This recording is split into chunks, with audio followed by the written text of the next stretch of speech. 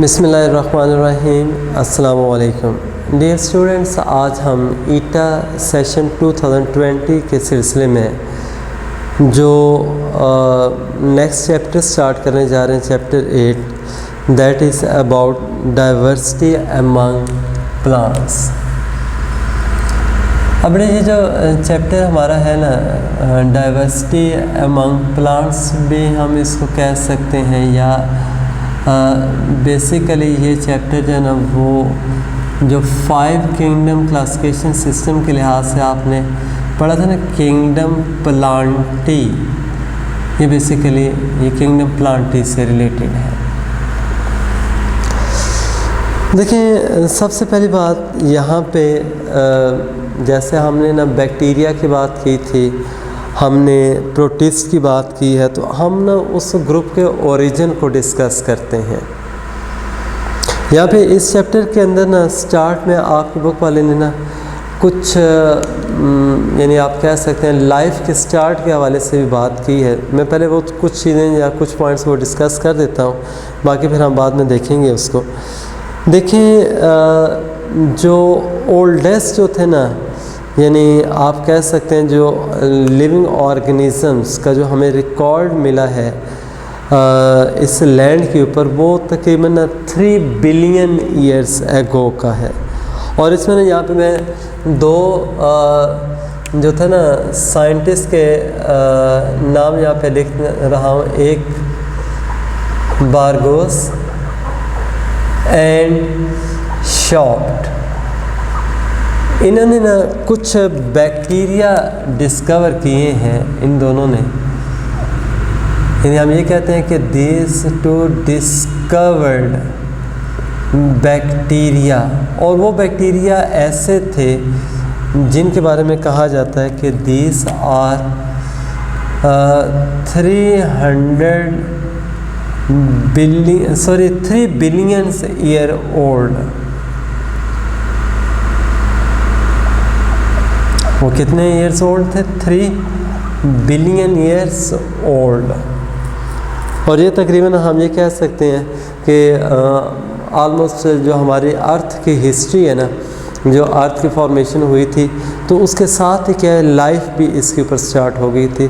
तो मतलब वो इतने ओल्डेस्ट बैक्टीरिया जो मिले हैं ना, वो यही ज़ाहिर कर रहे हैं कि जिस वक्त क्रिएशन ऑफ लैंड हुई, उसी के साथ क्या था, स्टार्ट ऑफ लाइफ भी हो गया। अब ये जो ख़ास तौर पे जो बैक्टीरिया हैं, जिनको हम कहते हैं ना प्रोकैरियोटिक हैं, ठीक है, वो फर्स्ट ऑर्गेनिज़म भी थे या ओल्डेस्ट भी थे, फिर उनमें एवोल्यूशन होती गई और इस तरह से ना हमारे पास कम्प्लेक्स और मोर कम्प्लेक्स लाइफ फॉर्म्स जो थी वो आ गई। अब ये जितना भी हम जो कम्प्लेक्स लाइफ फॉर्म्स और एवोल्यूशन ऑफ लाइफ को जैसा देखते हैं ना, तो बेटे ये हमें इसका अंदाज़ा होता है जियोलॉजिकल, जो आप कह सकते हैं टाइम चार्ट है। यानी जो जियोलॉजिकल टाइम चार्ट जो होगा, इसके थ्रू हम क्या करते हैं कि ख़ास तौर पे जो एवोल्यूशन ऑफ लाइफ है उसको स्टडी करते हैं। या फिर ना यहाँ पे मैं एक ना वर्ड ये लिख रहा हूँ, फाइलेटिक लीनिएज। जैसे मैंने अभी बोला था ना, जो फर्स्ट जो ऑर्गेनिज़म के टाइप्स जो थे जो प्रोड्यूस हुई थी अर्थ के ऊपर, वो क्या थे, वो बैक्टीरिया लाइक थे। फिर उनके अंदर क्या है, डेवलपमेंट्स होती गई, चेंजेस आती गई, और हमें कम्प्लेक्स और मोर कम्प्लेक्स जो थे ना वो लाइफ फॉर्म्स मिलती गई। अब ना देखें, अगर ना सबसे पहले प्रोड्यूस हुए थे प्रोकैरियोटिक, तो उनसे फिर आगे क्या थे, यूनिसेलुलर प्रोटिस्ट बने।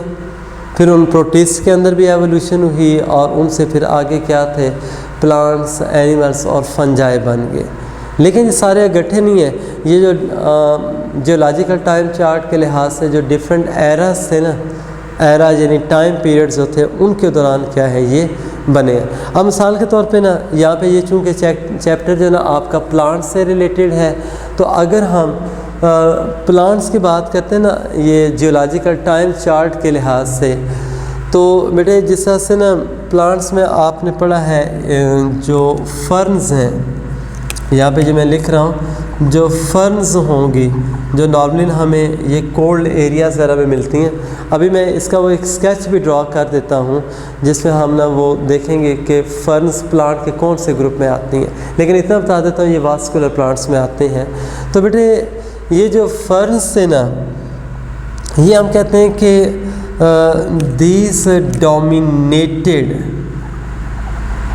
अब देखें जो भी स्पीशी बनी ना वो डोमिनेंट थे एक टाइम पीरियड में, लेकिन वो जो टाइम पीरियड से ना जिसमें उन्होंने अपनी डोमिनेंस शो की, ख़ास तौर पे जो फर्न्स की बात कर रहा हूँ, एक इसमें है, ये मैं यहाँ पे लिख रहा हूँ परमियन जो था ना एरा या टाइम पीरियड जो था वो, अगर ना ये MCQs के लिहाज से आ सकता है कहीं पे, ये 201 में लिख रहा हूँ, 201 मिलियन ईयर्स एगो का जो टाइम पीरियड है वो किस में आएगा, परमियन में। या इसी के साथ ना यहाँ पे मैं सेकंड लिख रहा हूँ ट्राइएसिक,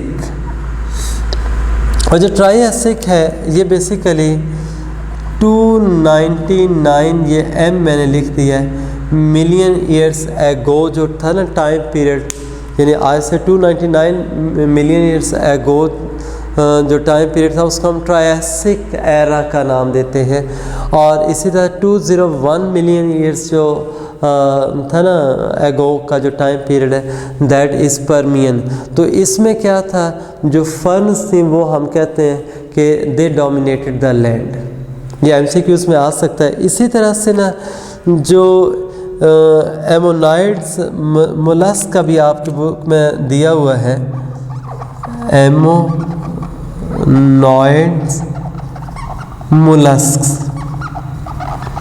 और ये जो एमोनॉइड्स मोलस्क है ये भी बिल्कुल उसी तरह से क्या है, ट्राइएसिक एंड, यानी ट्राइएसिक प्लस क्या है जोरैसिक, जो एरास थे ना इनके दौरान क्या है, इन्होंने एमोनॉइड्स मोलस्क ने जो थे ना वो यानी डोमिनेंस शो की है।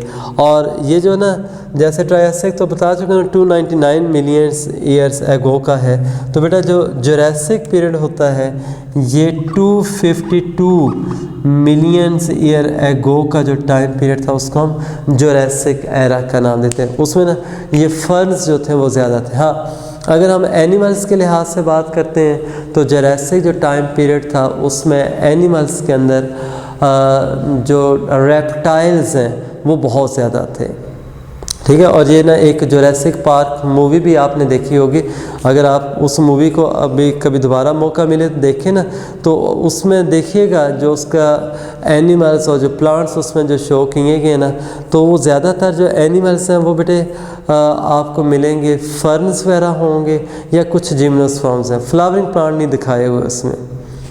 और इसी तरह से जो एनिमल्स हैं ना उसमें ज़्यादातर जो दिखाए गए हैं वो रेप्टाइल्स हैं, इसलिए वो जुरासिक पार्क उसको नाम दिया गया कि जुरासिक एरा किया। तो ये वही मैं बात कर रहा हूँ, यानी वो एक साइंटिफिक मूवी है ना, तो उस जुरासिक एरा के लिहाज से उन्होंने क्या था वो एनिमल्स और प्लांट्स को शो किया। तो ये तकरीबन उसी के रिलेशन के लिहाज से यहाँ पे आपकी बुक वाले ने भी डिस्कस किया।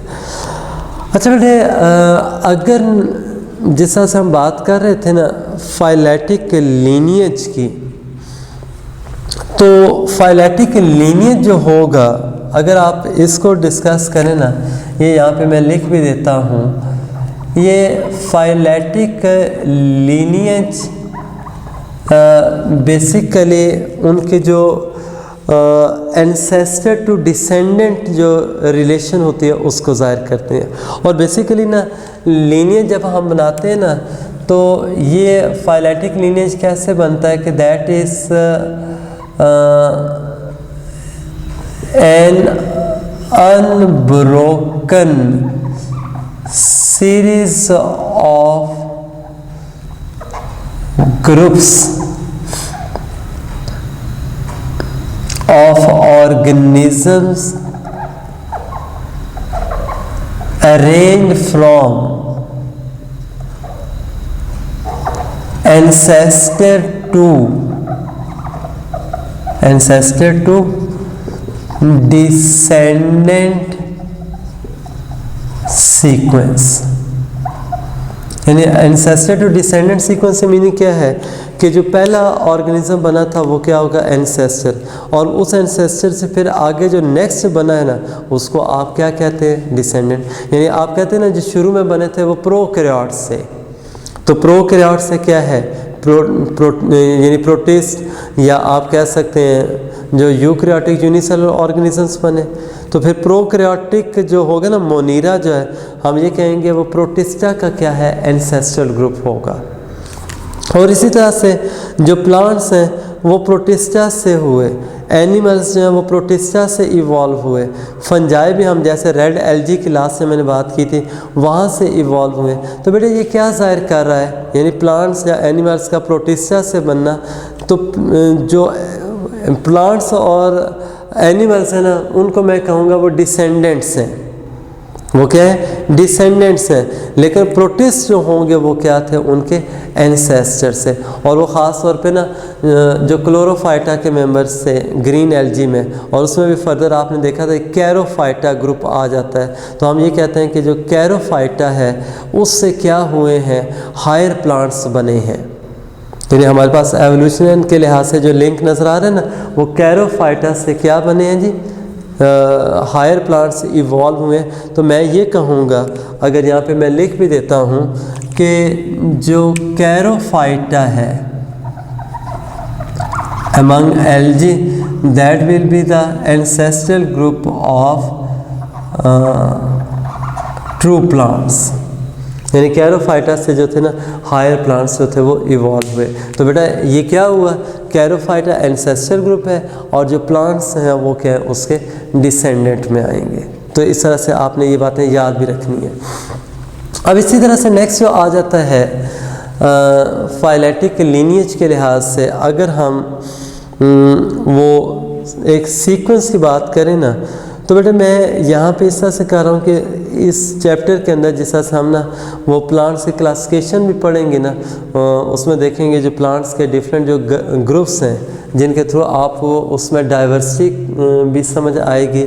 तो वो क्लासिफिकेशन जो हम कर रहे हैं वो भी ऐसी है कि जिसको हम नाम देते हैं फाइलोजेनेटिक क्लासिफिकेशन, यानी जो इस तरह के लीनिएज बनाते हैं ना, तो ऐसी क्लासिफिकेशन जो वो सिंपल क्लासिफिकेशन नहीं है बल्कि वो क्या होगा, फाइलोजेनेटिक क्लासिफिकेशन वो कहलाएगी। और फाइलोजेनेटिक जो क्लासिफिकेशन होती है ना उसमें बेटे हम ना क्या देखते हैं कि वो क्लासिफिकेशन में जैसे ग्रुप्स और सब ग्रुप्स होते हैं ना, इसमें भी ग्रुप्स और सब ग्रुप्स होंगे, लेकिन उन ग्रुप्स और सब ग्रुप्स का जो सीक्वेंस आप बनाएंगे, जो अरेंजमेंट ऐसी होगी जो कि क्या एवोल्यूशन के लिहाज से होगी, यानी एंसेस्टर टू डिसेंडेंट सीक्वेंस में होगी। लेकिन अगर हम ना प्लांट्स की बात करें, मैं अब यहाँ पे फ्लोट शीट से एक बना देता हूँ कि जो किंगडम है हमारे पास वो क्या है, प्लांटी, जिसके अंदर क्या आते हैं, सारे प्लांट्स हमने इंक्लूड किए हैं।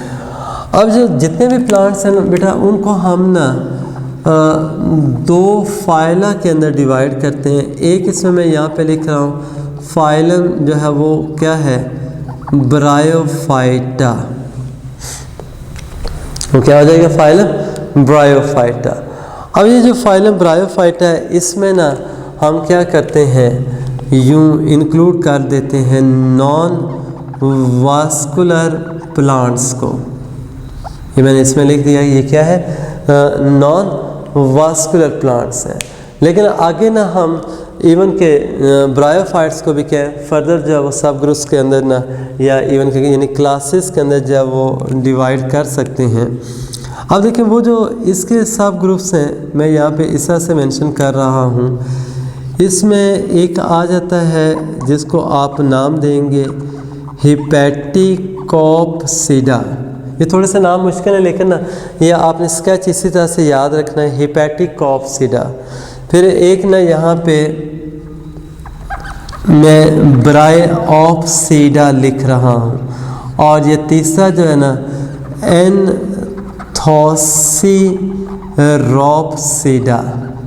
ये बेटे मैंने ना 3 ये सब ग्रुप्स बना दिए हैं किसके, फाइलम ब्रायोफाइटा के। और इसमें एक याद रखिएगा, जो हिपैटिक ऑप्सिडा है ना, इसके जो मेंबर्स हैं इनको हम लिवरवर्ट्स भी कहते हैं। इनको आप क्या नाम देंगे, लिवरवर्ट्स।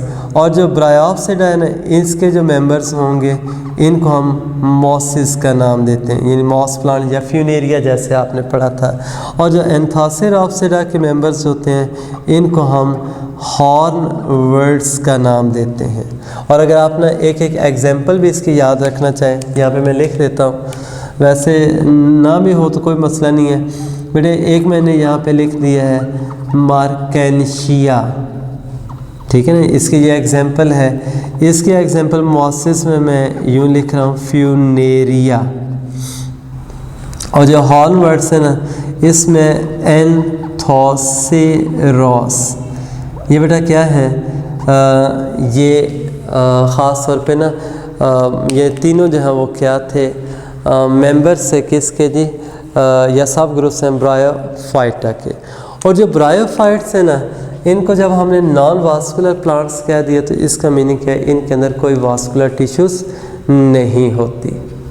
बात समझ आ रही है कि नहीं। और बेटे इनमें एक और बात भी याद रखिएगा कि जो ये लिवरवर्ट और मॉसिस है ना, इन दोनों में यानी हिपैटिक ऑप्सिडा और इनमें जो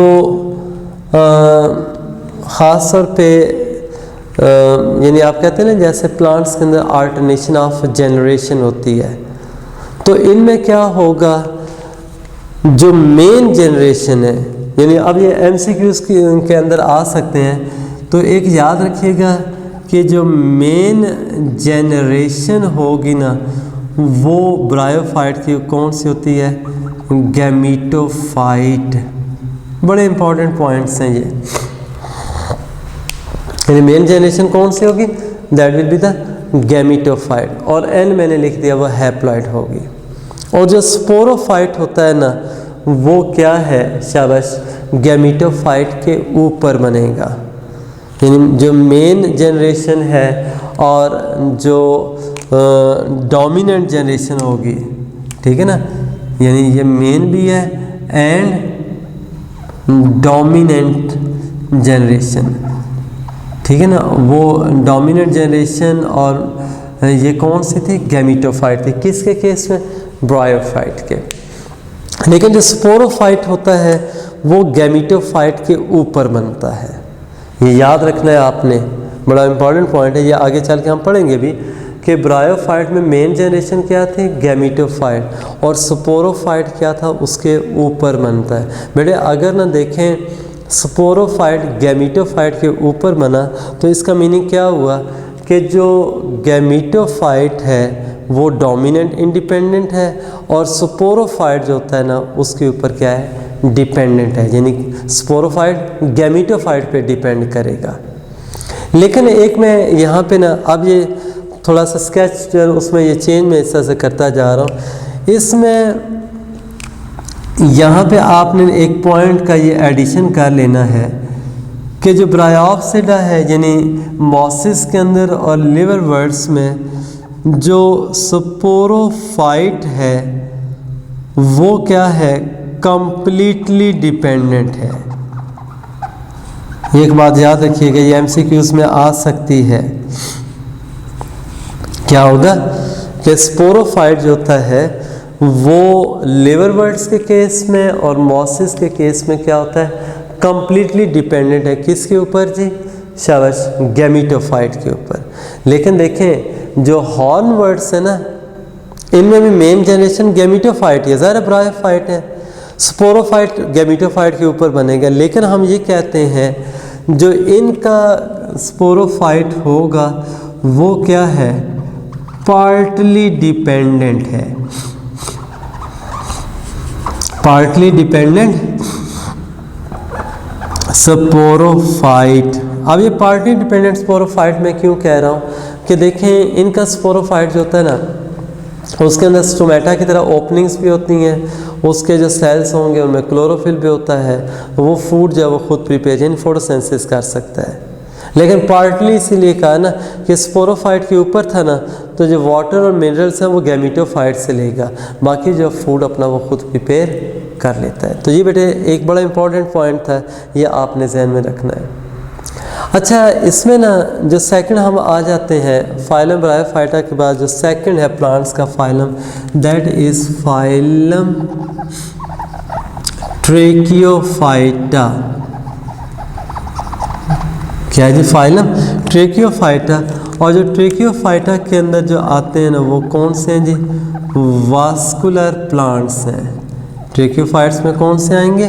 वास्कुलर प्लांट्स होंगे। और वास्कुलर कौन से हैं? जिनमें जो वास्कुलर टिश्यूज़ हैं जाइलम और फ्लोएम वो मौजूद होते हैं, ये वो वास्कुलर प्लांट्स हो जाएंगे।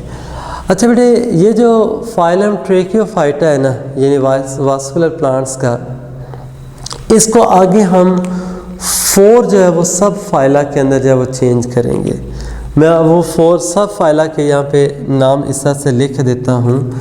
ये देखें, इसमें ना सबसे पहले मैं ऐसे लिख रहा हूँ जो सब फाइलम साइलोप्सीडा, ठीक है ना। फिर उसके बाद सेकंड जो आएगा ना लाइकोप्सीडा, ये सब फाइलम ये भी है। फिर सफीनोप्सीडा,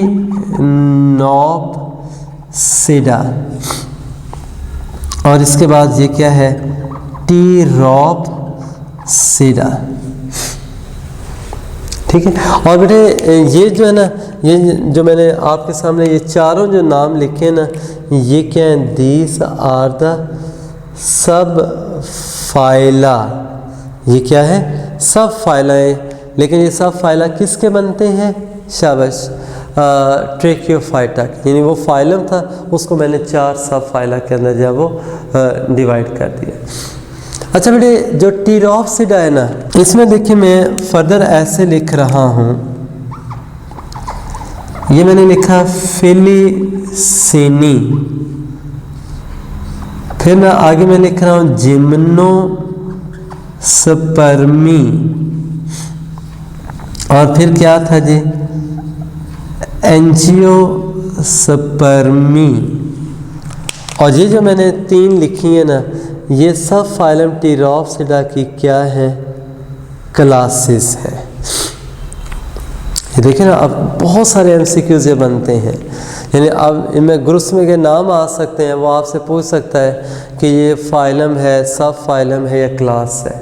यानी अगर मैं फिलीसिनी पूछूँ ना, तो फिलीसिनी क्या है? वो that is a class, not a सब फाइलम, नॉट अ डिवीजन और फाइलम।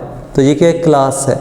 इसी तरह से बेटे जैसा एंजियोस्पर्मी ये आखिर में लिखा ना, एंजियोस्पर्मी के ये आगे ना 2 सब क्लासेस में बना रहा हूँ।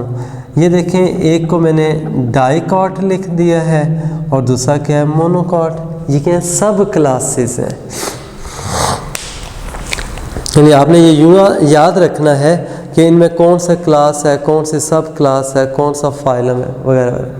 फिर इसी तरह से ना कौन सा ग्रुप जो है वो मोनो का है, कौन सा डाई वाला है, यानी वो किस में आता है, यानी डाइकॉट जो है वो किस में आ रहा है? टीरोप्सीडा से बिलोंग करता है। अगर टीरोप्सीडा के अंदर आ रहा है ना, तो ये क्लोजली रिलेटेड डाइकॉट किसके साथ होंगे? टीरोप्सीडा। हाँ, अगर मोर क्लोजली आ जाए और उसमें ऑप्शन एंजियोस्पर्म का दिया हो, तो डायरेक्ट जो वो क्या एंजियोस्पर्म में आते हैं। ये क्लियर है? ये क्या है बेटे? आपके बेसिकली ना ये प्लांट्स की क्लासिफिकेशन। लेकिन मैं इसमें कुछ एक और बात भी कर देता हूँ कि जो ट्रेकियोफाइट्स में ये पहले वाले ये जो मैंने आपको बताया ना, ये साइलोप्सीडा, लाइकोप्सीडा, सफीनोप्सीडा और फिलीसिनी, इनको हम नॉन सीड प्लांट्स कहते हैं। क्या नाम दोगे आप इनको? नॉन सीड प्लांट्स, या इनको हम नॉन स्पर्मेटोफाइट्स भी बोलते हैं। स्पर्म का मीनिंग क्या होता है? सीड। नॉन स्पर्मेटोफाइट क्या हुए? ये क्या है? नॉन सीड प्लांट्स है। जबकि बेटे ये जो जिम्नोस्पर्मी अगर आ जाता है, जैसे यहाँ पे लिखा हुआ है, ये देख लें जिम्नोस्पर्मी है और एंजियोस्पर्मी, ये क्या हो जाएंगे स्पर्मेटोफाइट्स। इनको आप क्या नाम देंगे, ये क्या है, दीज आर द स्पर्मेटोफाइट्स। और दूसरा जो ना आप इनको जनरली एक ये भी कह सकते हैं कि these are the seed plants.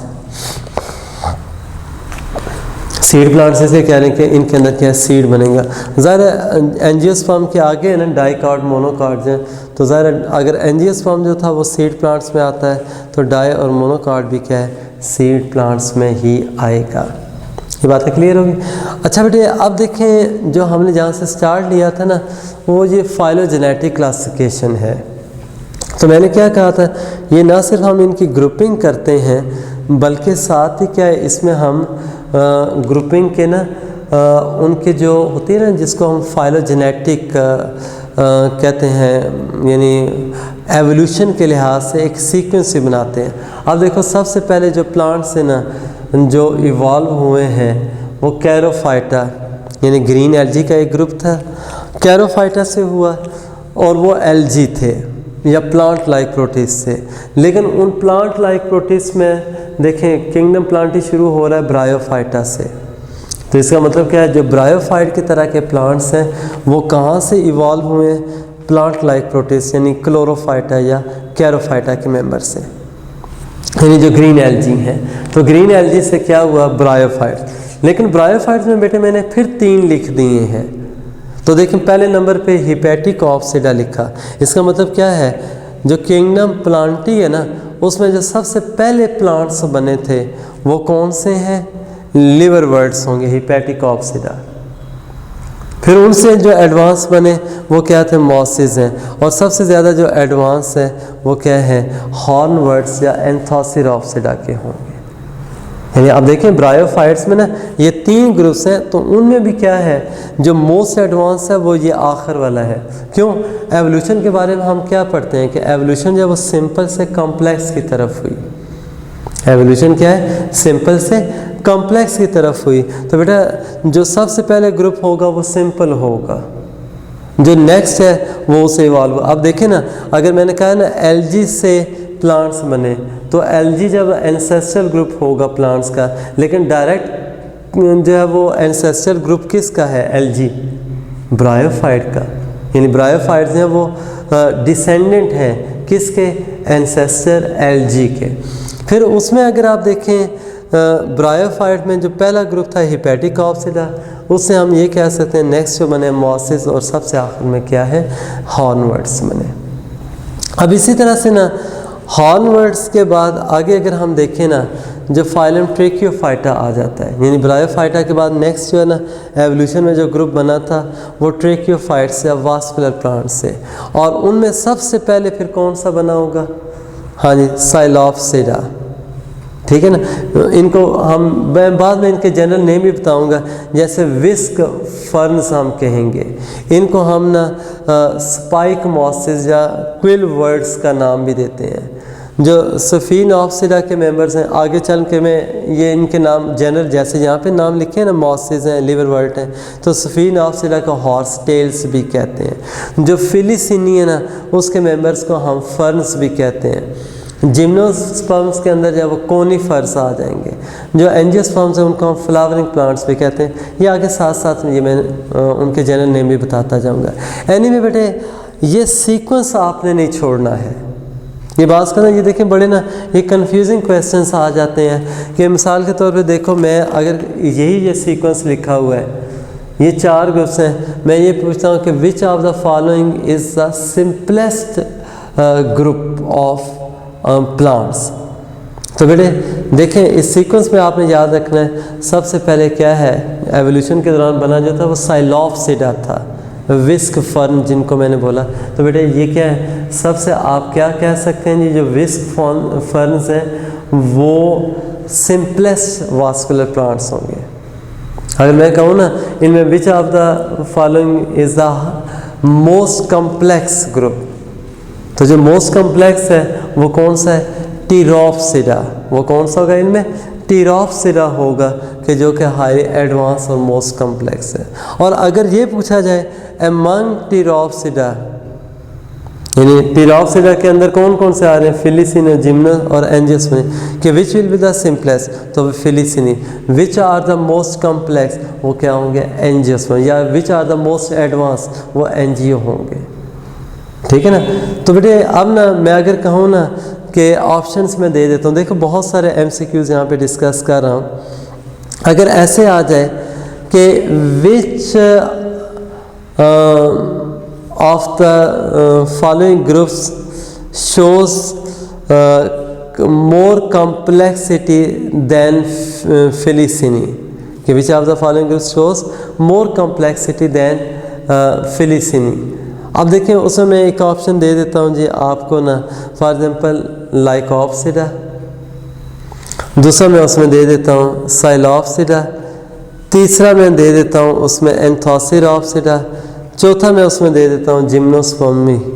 तो बेटा एक याद रखिएगा, फिलिसिनी से आगे जो आ रहा है ना वो जिम्नोस्पर्मी, बाकी जितने मैंने नाम लिए हैं वो फिलिसिनी से पहले वाले हैं। तो पहले वाले जो होंगे वो क्या सिंपल होंगे, जो बाद वाले होते हैं वो क्या है कॉम्प्लेक्स। तो इसलिए ना इस पे आपको बहुत ज़्यादा मेहनत करनी पड़ेगी कि आपने ना ये सीक्वेंस इस तरह से जो है वो याद रखना है। ठीक है ना। अच्छा बेटे इसके बाद ना एक और चीज़ भी आएगी जो हम ना क्लासिफिकेशन के लिहाज से पढ़ेंगे कि जो स्पोर्स बनते हैं। अब एक बात ध्यान में रखिएगा, ये जो मैंने चारों ग्रुप्स कहे हैं ना जो नॉन सीड प्लांट्स वाले हैं, इनके साथ मैं एक यहाँ पे अभी लिख रहा हूँ, जो जितने भी नॉन सीड प्लांट्स हैं दे आर होमोस्पोरस, और जो सीड प्लांट्स होंगे वो क्या हो जाएंगे हेट्रोस्पोरस।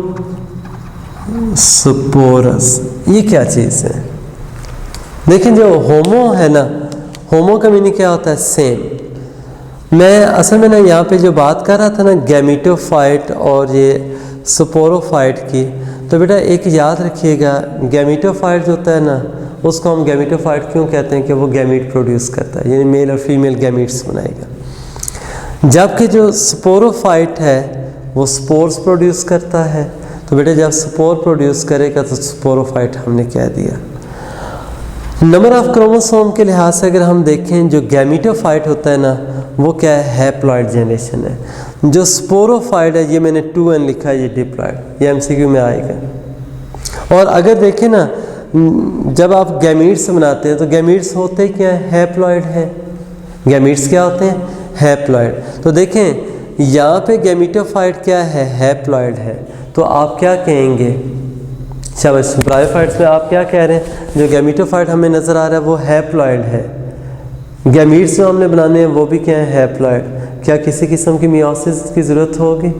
तो याद रखिएगा गैमीटोफाइट हैप्लॉइड होता है और उसमें जो गैमीट्स बनते हैं वो विदाउट मियोसिस बनेंगे। क्यों? अगर वो डिप्लॉइड होता है then you will need meiosis, कि हमने हैप्लॉइड बनाना है। If that generation is already haploid having haploid number of chromosome then there is no need of meiosis. तो आप क्या कहेंगे, जो गैमीटोफाइट होता है वो विदाउट मियोसिस क्या करेगा, that will give rise to male and female gametes. अच्छा, जिस तरह वो गैमीट्स आपस में मिलते हैं ना तो वो फिर क्या है, डिप्लॉइड जाइगोट बनता है। जाइगोट जो होगा वो डेवलप करके क्या करेगा, स्पोरोफाइट बनाएगा। जाइगोट क्या करता है, स्पोरोफाइट बनाए, और स्पोरोफाइट जो होता है वो क्या होता है, डिप्लॉइड। हाँ, अब देखें जब गैमीटोफाइट ने क्या किया था, मैं यहाँ पे अलग से लिख भी देता हूँ कि अगर ना ये देखें इस तरह से, ये मेरे पास क्या है, ये गैमीटोफाइट है जो कि क्या था, हैप्लॉइड था। तो ये क्या करेगा, गैमीट्स प्रोड्यूस करेगा, वो भी क्या होंगे, हैप्लॉइड। और ये गैमीट्स आपस में मिलते हैं, फर्टिलाइजेशन होगी तो क्या होगा, शाबाश, यानी गैमीट्स होते हैं ना जब फर्टिलाइजेशन करते हैं ये आपस में फ्यूज़ करेंगे तो जाइगोट बनेगा। और जाइगोट जो होता है वो डेवलप करके क्या बना देगा, एम्ब्रियो। अगर जाइगोट डिप्लॉइड था तो एम्ब्रियो भी क्या हुआ, डिप्लॉयड। और इसी तरह से ना इस एम्ब्रियो से यानी ये ग्रो करेगा, ये क्या बना देगा, स्पोरोफाइट। भाई एम्ब्रियो अगर ना डिप्लॉयड है तो स्पोरोफाइट भी क्या हुआ, डिप्लॉयड। अब ना ये जो स्पोरोफाइट है ये क्या करेगा, स्पोर्स बनाएगा। लेकिन देखिए मैंने स्पोर्स के साथ एन लिख दिया है कि जो स्पोर्स होते हैं वो हैप्लॉइड होते हैं। हाँ, जिनसे ये बनते हैं ना वो बेसिकली ना देखो स्पोर किस में बनेगा, जैसे गैमीट बनता है किसी गैमीटेंजियम के अंदर, यानी गैमीट प्रोड्यूसिंग जो स्ट्रक्चर होगा ना उसको हम गैमीटेंजियम कहते हैं, उसके अंदर गैमीट बनता है। अब वो जो स्पोर बनेगा वो स्पोरेंजियम के अंदर बन रहा है, तो वो वाले सेल्स जो स्पोरेंजियम बनाते हैं ना वो होते डिप्लॉयड हैं, उनको हम ना इसलिए स्पोर मदर सेल कह देते हैं। उनको हम क्या कहते हैं, स्पोर मदर सेल। अब वो मियोसिस के थ्रू डिवाइड करेंगे तो वो क्या है, हैप्लॉइड स्पोर्स बना देंगे। तो मैं यहाँ पे इस तरह से ये क्या लिख रहा हूँ, ये क्या हुई, शाबाश, मियोसिस। स्पोरोफाइट के अंदर क्या होगी, मियोसिस होगी, और थ्रू मियोसिस क्या करेगा, that will give rise to spores, और हैप्लॉइड होंगे। अब देखें ये जो स्पोर्स है ना ये इस तरह से वापस क्या करेंगे, गैमीटोफाइट बना देंगे। ये वापस क्या करते हैं, गैमीटोफाइट। तो देखो गैमीटोफाइट से क्या बना, हाँ जी, स्पोरोफाइट, और स्पोरोफाइट से वापस क्या है, गैमीटोफाइट बन गया। इस चीज़ को आप क्या नाम देंगे, अल्टरनेशन ऑफ जनरेशन। यानी एक जनरेशन जब वो अल्टरनेट कर रही है दूसरे के साथ, तो this is alternation of generation. लेकिन ना एक याद रखिए, ये जो दोनों जनरेशन्स हैं ना, गैमीटोफाइट और स्पोरोफाइट, प्लांट्स के केस में ये दोनों क्या होती हैं, मल्टी सेलुलर है। ये कहीं पे नोट कर लें, ये दोनों जनरेशन्स क्या होंगी, this will be multi cellular. अब ये मल्टी सेलुलर भी होती हैं। अब बेटे इसमें ना दो टर्मिनोलॉजीज आपको बता देता हूँ। एक इसमें अल्टरनेशन ऑफ जनरेशन जो है वो होती है, ये जिसको मैं लिख रहा हूँ आइसोमॉर्फिक, और दूसरी को मैं लिख रहा हूँ इस तरह से हेट्रोमॉर्फिक। बड़े इंपॉर्टेंट पॉइंट्स हैं ये। आइसो का मीनिंग होता है सेम, मॉर्फा का मीनिंग क्या है, स्ट्रक्चर या शेप को कहते हैं।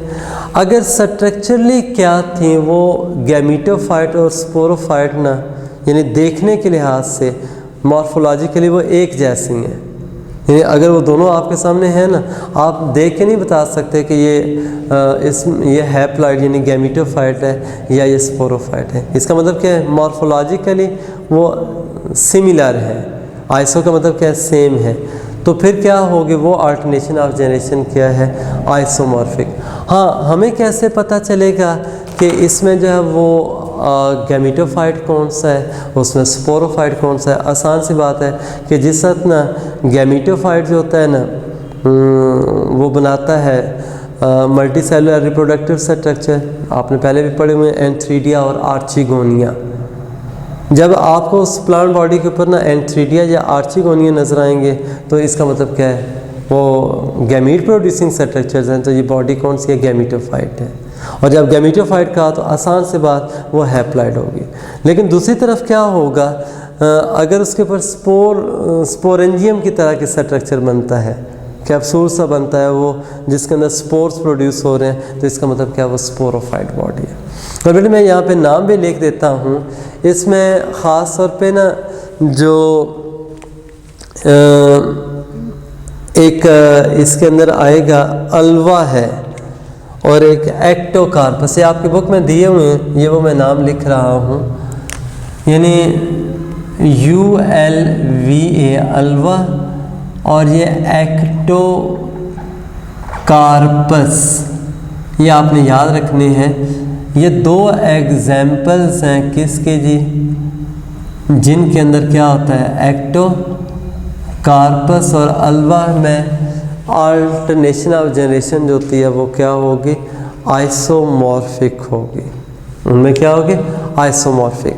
फिर बेटे हेट्रोमॉर्फिक ना, ये जैसे आपके सामने ये लिखा हुआ है साइलॉप्सिडा के जो मेंबर्स हैं, लाइकोप्सिडा है, सफिनोप्सिडा है, या इसी तरह जिम्नोस्पर्म्स हैं, एंजियोस्पर्म्स हैं, फिलिसिनी जो फर्न वगैरह है। आपने चूँकि ये सिलेबस पढ़ा हुआ है, देखें जो फर्न या एडिएंटम जो था उसका लाइफ साइकिल आपने पढ़ा था, उसमें ना एक वो राइजोम और फ्रॉन्ट वगैरह पढ़े हुए हैं, हम दोबारा इसमें भी डिस्कस करेंगे। फिर आपने गैमेटोफाइट एक हार्ट शेप पढ़ा था, यानी वो कुशन की तरह का होता है, हार्ट शेप होता है, वो गैमेटोफाइट है। आप खुद देखें ना, जो फर्न की डायग्राम थी, मैं अगर यहाँ पे ना वो इस तरह से बना भी देता हूँ ना, ये देखें जस्ट लाइक दिस, आपने क्या था ये उसके बना दी थी। ये नीचे वो राइजोम है जो अंडरग्राउंड होती है, और ये उसके ऊपर क्या है, वो अबव ग्राउंड लीफ था, ये स्पोरोफाइट है। और इस तरह से आपने ना ये हार्ट शेप बना दिया था गैमेटोफाइट। तो दोनों ना शेप और स्ट्रक्चर के लिहाज से कितने जो वो डिफरेंट नज़र आ रहे हैं। तो बेटे ये मैं क्या कहूँगा कि फर्न्स हैं, जिम्नोस्पर्म्स हैं या एंजियोस्पर्म्स हैं, इनके अंदर क्या होगी, हेट्रोमॉर्फिक अल्टरनेशन ऑफ जनरेशन होगी। ये बात याद रहेगी। फिर देखें इसमें ना जो स्पोर्स बनते हैं ना, जो स्पोरोफाइट बनाता है, अगर स्पोर्स हैं वो एक साइज़ के हैं, स्पोर्स अगर एक साइज़ के हैं, इक्वल साइज़ के हैं, तो वो होमोस्पोरस होगा। अगर कुछ स्पोर्स उसमें छोटे आपको नज़र आ रहे हैं, कुछ बड़े नज़र आ रहे हैं, तो वो क्या हो जाएगा, हेट्रोस्पोरस। ठीक है। और मैं इतना बता देता हूँ, यहाँ पे ना ये फिलिसिनी तक ना, ये देखें ना, ये सारे के सारे होमोस्पोरस हैं। जिम्नो और एंजियो में मैंने क्या लिख दिया, हेट्रोस्पोरस, यानी उनमें माइक्रो और मेगा स्पोर्स होंगे, छोटे साइज़ वाले भी हैं और बड़े साइज़। ये बात क्लियर होगी।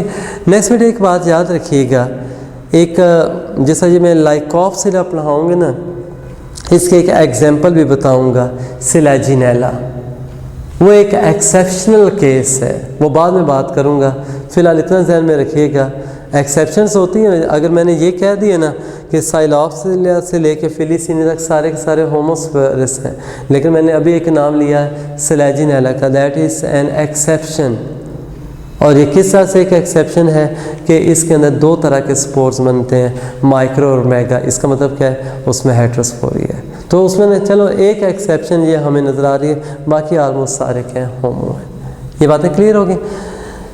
नेक्स्ट बेटे इसमें ना जो हमने अभी फाइलेटिक लीनिएज की बात की है ना, इसमें ख़ास तौर पे अगर हम ना देखें, ये कुछ MCQs वाले पॉइंट्स हैं, मैं वो यहाँ पे लिख भी देता हूँ, इसी के साथ इधर ही कर देते हैं, यहाँ पे करीब ही ना। ये अभी मैं ये वाला रब कर रहा हूँ, इसकी जगह पे मैं लिख देता हूँ यहाँ पे कि हमारे पास ना जो एक डाटा सा आपकी बुक में दिया हुआ है, फाइलेटिक लीनिएज जब हम बनाते हैं ना, कि उसमें बहुत सारे डिफरेंट ग्रुप्स आ जाते हैं। तो बेटे उसमें ना ख़ास तौर पे जो आइडेंटिफाइड है, यहाँ पे मैं हेडिंग दे देता हूँ, नंबर ऑफ आइडेंटिफाइड इंडिविजुअल्स। अब उसमें ना अगर हम मिसाल के तौर पे देखें, जो डिफरेंट हमारे पास है ना, मिसाल के तौर पे मैं यहाँ पे ऐसे लिख देता हूँ कि एनिमल्स भी हैं हमारे पास, ठीक है ना।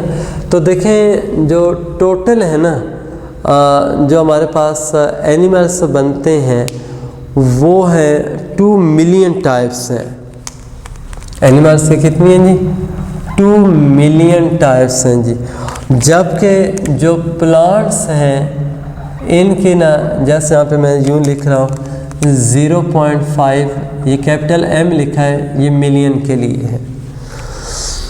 अब उनमें जो आइडेंटिफाइड के लिहाज से अगर देखें, मिसाल के तौर पे जो प्लांट्स हैं उनमें जो डाइकॉट्स हैं उनके अगर हम तादाद देखें बेटे, वो 2 लाख के करीब बनती है, 200,000 कह दें, ठीक है ना। ये क्या होता है जी, डाइकॉट्स हैं। ये आपके MCQs में बेटे आ सकते हैं। और इसी तरह से अगर आप ना ये मोनोकॉट की बात करते हैं, तो जो मोनोकॉट है वो 50,000, ये आपके बुक में भी ये सारे ना ये फिगर सारा दिए हैं, तो लेकिन मैं थोड़ा सा इसलिए कर रहा हूँ ताकि आपके ये रिवाइज हो जाए। इसी तरह से ना ये जो हमने पढ़े थे ना जिम्नोस्पर्म्स वगैरह, ठीक है, जो जिम्नोस्पर्म्स हैं और इसी तरह से ना जो एंजियोस्पर्म्स भी होंगे हमारे पास। तो एंजियो में तो वो डाइकाट और मोनोकाट जो ना, यानी ये अगर आते ना बास का वो कंफ्यूज करने के लिए देता है। तो भाई डाइकाट भी जो है वो मोनोकाट हमने क्या पढ़ा था, ये दोनों एंजियोस्पर्म की टाइप है। तो डाइकाट हमने कहा है वो 2 लाख के करीब है, 50,000 जो मोनो है। तो टोटल जो एंजियोस्पर्म्स हो जाएंगे, अगर आप उस तरह से लिखते भी हैं ना, ये देखिए मैं यहाँ पे लिख रहा हूँ, वो क्या है 250,000, यानी 2.5 लाख ये बन गए।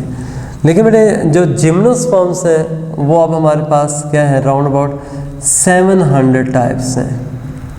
तो अब देखें ये जिम्नोस्पर्म्स है वो कम है, एंजियोस्पर्म्स की तादाद बहुत ज़्यादा है। ये असल में ना एंजियोस्पर्म्स चूँकि सबसे ज़्यादा एडवांस है, तो जो एडवांस होता है ना वो हम ये कहते हैं वो ज़्यादा सक्सेसफुल है। तो एंजियोस्पर्म जो है वो सबसे ज़्यादा सक्सेसफुल प्लांट्स में आ जाएंगे। इसी तरह से बेटे अगर देखें ख़ास तौर पे जिस तरह से हमने कहा था ना, ये कैरोफाइटा जो है ये किस में आते हैं, कैरोफाइटा बेसिकली ये एल्गी में आएंगे।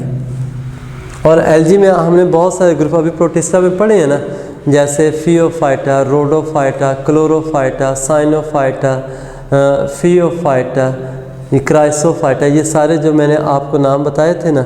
तो बेटे ये तमाम एल्गी के हैं। और एल्गी के जो आइडेंटिफाइड जो हमारे पास टाइप्स है ना वो 18,000 हैं, ठीक है ना। जो एल्गी हैं वो कितनी आइडेंटिफाइड टाइप्स हैं, 18,000। और जो फंजाई हैं वो हमारे पास के 80,000 के राउंड अबाउट क्या होगा, फंजाई की टाइप्स होंगी। तो इस तरह से बेटे ये देख लें हमारे पास है ये इस तरह से ये फैक्ट्स एंड फिगर्स हैं जो कि आपने क्या है याद रखने हैं। बाकी रह गया जो ख़ास तौर पे जो प्लांट्स हैं ना उनके कैरेक्टर्स के लिहाज से देखें। जो प्लांट बॉडी है, मैं यहाँ पे ना ये प्लांट बॉडी ऐसे लिख देता हूँ। तो बेटा जो प्लांट बॉडी है एक तो याद रखिएगा वो क्या होगी, मल्टी सेलुलर होगी। उसके अंदर ना आपको डिवीजन ऑफ लेबर नज़र आएगी। फिर जो प्लांट बॉडी होती है ना उसमें हम ये कहते हैं डिवीजन ऑफ लेबर है ना, तो यानी वो टिश्यूज़ वगैरह और स्ट्रक्चर्स बनते हैं, डिवीजन ऑफ लेबर है। और उसमें ना मल्टी सेलुलर रिप्रोडक्टिव स्ट्रक्चर्स होंगे। और फिर उसके बाद ना यहाँ पे ये मैं एक लिख रहा हूँ एम्ब्रियो फॉर्मेशन, क्या होगी जी, एम्ब्रियो फॉर्मेशन होगी। जैसे अभी ना अल्टरनेशन और जनरेशन में हमने पढ़ा था ना कि उसमें ज़ाइगोट जो होता है वो डेवलप करके क्या है एम्ब्रियो बनाता है, तो ये एम्ब्रियो फॉर्मेशन भी होगी। और इसी तरह से ना एक ये जो अभी नाम लिया था अल्टरनेशन ऑफ जनरेशन, ये भी क्या है आपको इसके अंदर मिलेगी प्लांट्स के अंदर, ठीक है। एक हमने ना एल्गी के अंदर भी पढ़ा था, उसमें ख़ास तौर पे जो थे ना वो ब्राउन एल्गी जो होते हैं, ठीक है, जो फियोफाइटा के मेंबर से कैल्प्स भी उसमें आया था, लेमिनेरिया वगैरह हमने पढ़ा है। तो बेटे वो जो है ना कैल्प्स वगैरह जो उनके अंदर अल्टरनेशन ऑफ जनरेशन है। तो इस तरह से ना हम कहते हैं अल्टरनेशन ऑफ जनरेशन हमें एल्गी में भी नज़र आती है, लेकिन जो एक स्पोरोफाइट और क्लियरली गैमीटोफाइट जनरेशन के लिहाज से वो इन ट्रू प्लांट्स के अंदर होगी। ये बातें क्लियर हो रही हैं। अच्छा बेटा एक बात याद रखिएगा, अभी जिस तरह से ना हमने ये अल्टरनेशन ऑफ जनरेशन की बात की ना, तो ब्रायोफाइट में मैंने क्या लिखा है कि मेन जनरेशन जो होगी वो क्या है, गैमीटोफाइट। मेन जनरेशन इसमें कौन सी होगी, गैमीटोफाइट। अब इसी तरह से अगर आप ना इसको भी देखें, ये ख़ास तौर पे ये जो था ट्रेकियोफाइटा, इसमें एक जहन में रखना है आपने, जो मेन जनरेशन है ना वो क्या है, स्पोरोफाइट है। और स्पोरोफाइट हमेशा डिप्लॉयड होता है। और जो डिपेंडेंट है ना जनरेशन होगी, अब वो डिपेंडेंट जो होती है ना जनरेशन गैमेटोफाइट है। लेकिन एक याद रखिएगा, ये जो डिपेंडेंट जनरेशन हमें नज़र आती है ना, ये किस में नज़र आती है, जिम्नोस्पर्म और एंजियोस्पर्म्स के अंदर। बड़ा इंपॉर्टेंट पॉइंट, दोबारा से सुन लें। देखो, जब हमने ब्रायोफाइट की बात की थी तो ब्रायोफाइट्स में हमने क्या कहा था कि मेन जनरेशन जो है वो गैमेटोफाइट है और उसके ऊपर बनता है क्या, स्पोरोफाइट। और कैसे बन जाता है, बिल्कुल आसान सा, कि गैमेटोफाइट के ऊपर जो थे ना गैमीट प्रोड्यूसिंग स्ट्रक्चर्स बनते हैं जिनमें मेल फीमेल गैमीट्स बनेंगे। अब वो वहीं पे गैमेटोफाइट के ऊपर ही ज़ाइगोट बना, वहीं पे एम्ब्रियो बना और एम्ब्रियो से क्या, स्पोरोफाइट, यानी गैमेटोफाइट के ऊपर स्पोरोफाइट बन गया। फिर स्पोरोफाइट के अंदर स्पोर्स बनेंगे, वो ज़मीन पे गिरेंगे, फिर नए गैमेटोफाइट्स बन जाते हैं। ठीक है, यानी ये ब्रायोफाइट के अंदर हो रहा है। जबकि हमने क्या कहा है, जो ट्रेकियोफाइट्स हैं इनमें जो ना जो टोटली उलट हो गया है। ट्रेकियोफाइट के अंदर जो मेन प्लांट बॉडी होगी वो कौन सी, स्पोरोफाइट है। भाई स्पोरोफाइट है, वो डिप्लॉयड बॉडी तो है, डोमिनेंट और इंडिपेंडेंट भी हो गई, लेकिन उसके ऊपर स्पोरेंजिया बनेगी, उनके अंदर क्या है, स्पोर्स बनेंगे। अब जैसा स्पोर्स रिलीज होते हैं, यानी स्पोरोफाइट बॉडी है, उसने स्पोर्स बनाने हैं, वो स्पोर्स क्या रिलीज करेंगे, वो spores they will be dispersed by any mean, वो कोई भी हो सकता है, but when they will fall on any suitable place they will give rise to gametophyte. Wording पे गौर करें कि स्पोरोफाइट ने क्या किया, स्पोर्स बनाए, और स्पोर्स क्या है, दे will fall on the suitable place, मतलब क्या है, स्पोरोफाइट से रिलीज हो गए हैं, किसी और सूटेबल प्लेस पे जाके गिरे, and they germinated and gave rise to gametophyte. तो इससे मीनिंग क्या हुआ कि जो ट्रेकियोफाइट के अंदर गैमेटोफाइट बनेगा वो क्या है, स्पोरोफाइट के ऊपर नहीं बना। क्यों, स्पोर रिलीज हो गए थे। जब उसके ऊपर नहीं बना तो इसका मतलब क्या है, स्पोरोफाइट भी इंडिपेंडेंट है, गैमेटोफाइट भी इंडिपेंडेंट है। लेकिन ये किस किस के केस में होगा, ये बेटे याद रखना है, साइलोप्सिडा, लाइकोप्सिडा, सफिनोप्सिडा और फिलिसिनी, ये जो चार है ना, इनके अंदर स्पोरोफाइट और गैमेटोफाइट दोनों जनरेशन्स अलग अलग होती हैं, वो एक दूसरे के ऊपर क्या डिपेंड नहीं करते, दोनों इंडिपेंडेंट हैं। हाँ, जो डोमिनेंट है वो हम स्पोरोफाइट को कहेंगे, गैमेटोफाइट को नहीं कहते।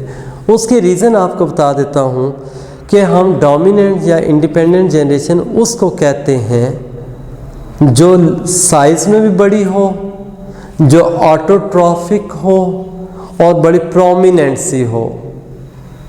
ठीक है, यानी जो प्रोमिनेंट जनरेशन होती है, जो कम्प्लेक्स इन स्ट्रक्चर होगी, लार्ज इन साइज होगी, वो क्या है, डोमिनेंट। अब ना जैसे मैंने अभी आपके सामने वो फर्न का बनाया था, भाई उसमें राइजोम है, फ्रॉन्ड है, ये वो काफ़ी बड़े साइज़ का स्ट्रक्चर है, वो स्पोरोफाइट था डोमिनेंट। लेकिन वो जो हार्ट शेप बनाया था वो गैमेटोफाइट है, वो बहुत स्मॉल इन साइज़ होता है, यानी जितना हमारे जो नाखन का साइज़ है, नेल का, इतने तकरीबन साइज़ का बड़ा वो स्मॉल है। तो कहने का मतलब ये है कि यहाँ पे ना दोनों जनरेशन जो है वो अलग अलग हैं, इंडिपेंडेंट है, किस में, साइलॉप, लाइकॉप, सफीनॉप और फिलिसिनी के।